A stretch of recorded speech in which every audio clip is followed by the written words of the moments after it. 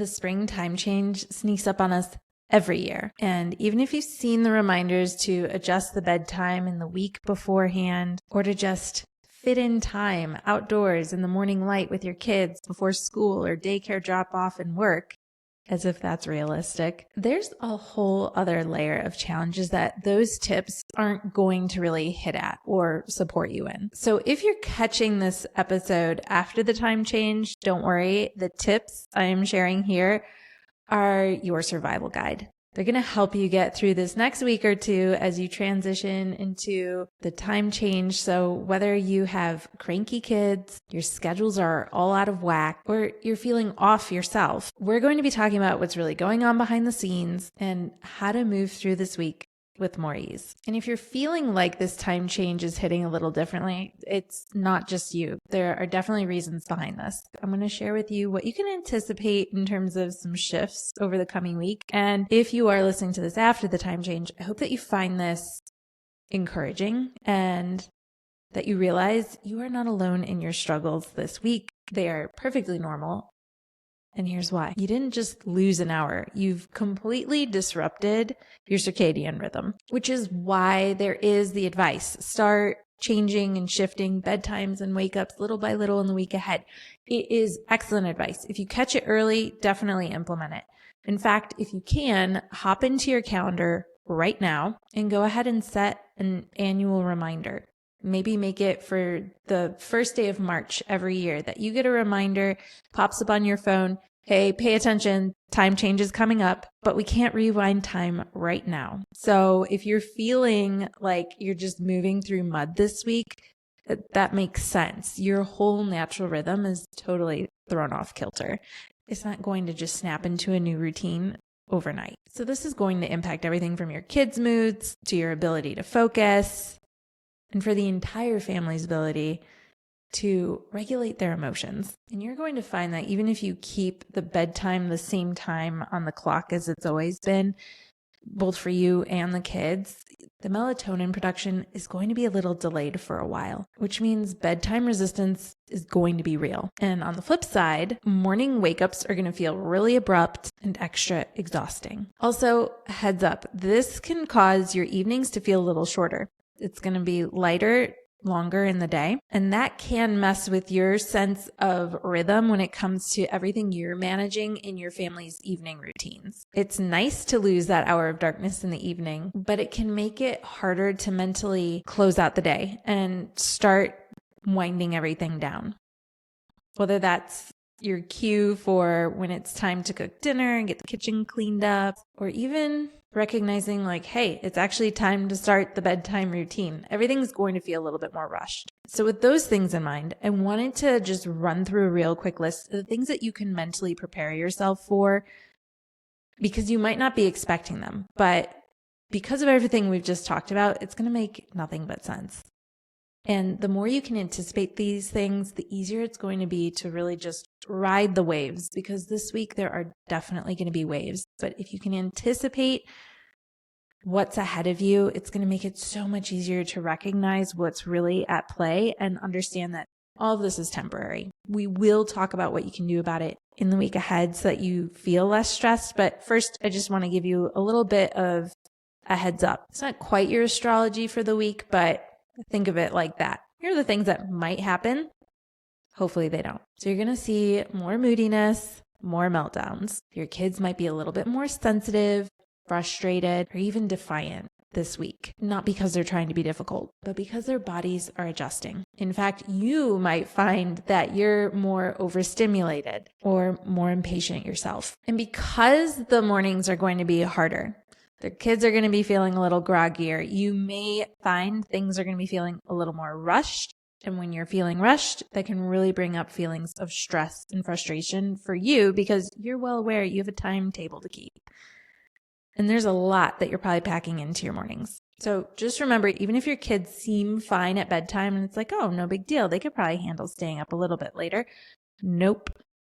You've got to remember, on the other side of that sleep is a kid that needs to get up and moving with their day. So it's a delicate balance for sure. Also, remember that your kids' hunger cues are going to be slightly disrupted this week. And when our kids' digestion is off, they can seem a little bit off too. Breakfast might not sound as appealing to them as it normally would because of their new wake up time, and dinner time might feel suddenly too early. And again, because your kids won't necessarily feel tired at the time they need to be going to bed, you may find that that's going to create some battles. Power struggles. Mom, I'm not tired. Why would I have to go to bed? It's still light out. That's my kid's favorite. The sun's still up. Why do I have to go to bed? That's because their body clock is not matching the new time. The solution isn't going to be just to put them down earlier. So don't worry. I've got some tips for you. Hang with me. I just have one more reminder for you.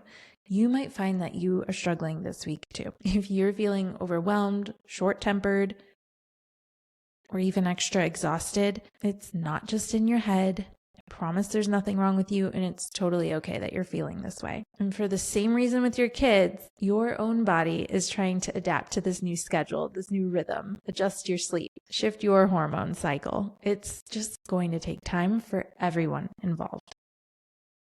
So what can you do to help yourself and to help your kids and to move through this week with a little more ease? I don't want you to worry too much about sleep this week. Sleep is going to happen, and trying to control it is going to be tricky because it's something to do with your own body's rhythm and biological clock. So let's do what we can to focus on energy regulation. Don't worry too much about the bedtime in and of itself. Instead, focus your efforts on what you can do to help your kids feel more ready for sleep. So yes, if you can get that outdoor time to kickstart your day in the morning, that natural sunlight on your kids' eyes can make a huge difference. If that's not possible, I've even been leaving my kids' blackout shades just up overnight so that at least some of the actual light that's coming through, yes, it might be filtered. It's not quite the same as the natural daylight. It will help stimulate your child's awareness that, oh, hey, the day is going to be starting soon, and slowly they're going to make that shift. But I honestly wouldn't push that too much. I get that mornings can be so stressful, but even if you just do it on weekends, that could be great. Just go out for a quick morning cup of cocoa on the front porch, bundle up under some blankets, and see what a difference that can make. But other things you can do, make sure that you're dimming the lights in the evenings. You don't want to have your kids in front of screens 2 hours before bedtime. That might just be a temporary shift if that's something you rely on. Even if you go an hour or half an hour before bedtime, do what you can to reduce that exposure to blue light. It'll just help your kids' brains know that, hey, it's not time to keep me awake. It's time to help me start falling asleep. And we're just trying to remove the things that could be interfering with the natural signals your child's body is looking for in order to understand what it should be doing at any point of time in the day. And something else I love to do is help the kids get ready for bed a little bit earlier than you'd expect so that you're removing that battle of, putting on the pajamas, brushing teeth, brushing hair, taking a bath, whatever it is. That doesn't have to necessarily signal you're going to bed right now. Instead, it's just signaling, hey, we're reaching the end of our day. But after we get ready for bed, what if instead we have some family playtime and we play a board game or we read extra books or we build a fort, whatever it is. You can do things to front load that heavy lifting earlier in the evening when the kids still have a little bit more energy. You can focus that in, and then you can follow it up with activities that are just going to kind of bring the energy levels down and help their bodies start to kind of just slowly roll into that bedtime calm state. If in the morning everyone's feeling a little sluggish, what can you do to invigorate some energy back into your household? So maybe you're playing your favorite music, having a quick dance party. You could do some playful stretching, or maybe if your kids are really into what outfits they're wearing, you could play some fun music and have them do a fashion show at breakfast. Like, just get them moving and bring some fun into your morning just to lighten the mood, because it is so easy to get stuck on everything that's going wrong. And if you can just shift the mood a little bit, I think you're going to find it feels easier. Also, feel free to loosen the grip on rigid meal times. You might find that it serves you better to just have more snacks on hand throughout the day, and you might find that you're okay for the next week or two for your kids kind of just grazing when they're hungry and naturally listening to when their bodies are cueing them that they're hungry.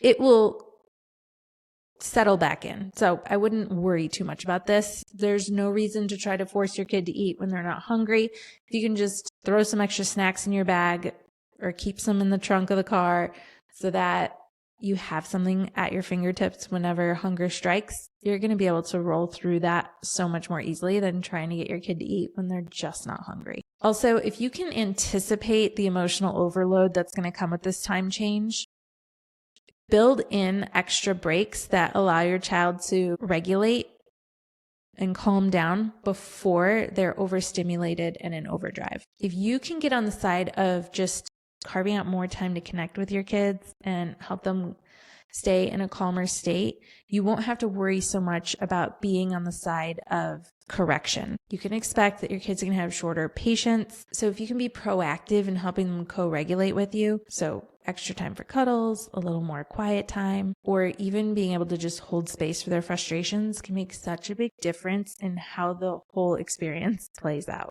And do what you can to just focus on the essentials in the week ahead. Don't feel like you have to maintain a completely rigid routine. You're going to find that if you can just create a little bit of breathing room and space in your day and only prioritize the things that actually matter and let the rest go, things are going to feel a little bit more manageable. Again, you're going to be a little more irritable and tired and hangry and just thrown off. So why try to get so much packed into your day when you know that that's not going to set you up for success? So that goes for you, that goes for your kids. Maybe loosen up on the after school routines. Maybe do a little more to give them a helping hand in the mornings. It's going to show everyone what it looks like to be understanding and show grace, not only to one another, but how to also be kinder to yourself. More than anything, I hope you're walking away with this episode with the understanding that I want you to feel comfortable in taking this time change at your own pace. This time change is temporary, and your well-being and your family's well-being, that matters long after this week is over. So if you can prioritize that, you're going to feel that you move through this week more easily. Your whole family is going to have a better experience as a result, and you're going to find that you actually are able to return to your regular rhythms and routines more easily when you give yourself the space when you need it most. And hey, if things don't go great this week and you feel like you're letting your kids down or you're frustrated with yourself and how you're managing it all, I want you to visit me on Instagram at Mom Life Handbook.